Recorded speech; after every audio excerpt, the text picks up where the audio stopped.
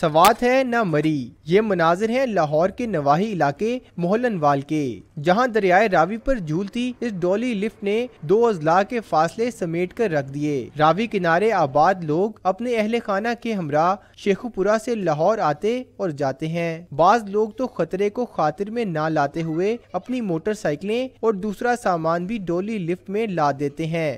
سڑک پر جاتے ہیں ہم، اور وہاں سے اوپر سے 3 سے 4 گھنٹے لگتے ہیں، یہاں سے آدھے گھنٹے میں پہنچ جاتے ہیں۔ ڈیوٹی کے لوگوں کے لیے بہت سارا فائدہ ہے، جنہوں نے ادھر ڈیوٹی پہ جانا ہوتا ہے وہ پونے گھنٹے میں ادھر پہنچ جاتے ہیں۔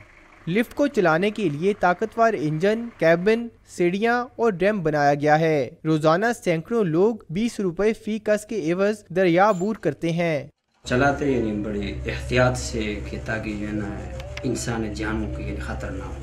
ادھر جو ہے نا ایک بندے کا 20 روپے ٹکٹ ہے اور موٹر سائیکل کا 30 روپے ہے، جیسا جو ہے نا کشتی والا 20 روپے لیتے اسی طرح ہم بھی لیتے ہیں۔ وقت کی بچت اور پلوں کی کمی کے باعث دریا کنارے آباد لوگوں میں ڈولی لفٹ کا استعمال بڑھتا جا رہا ہے۔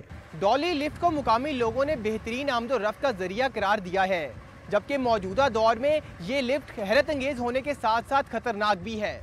کیمرہ مین اجاز جارج کے ساتھ محمد تیمور، ڈان نیوز، لاہور۔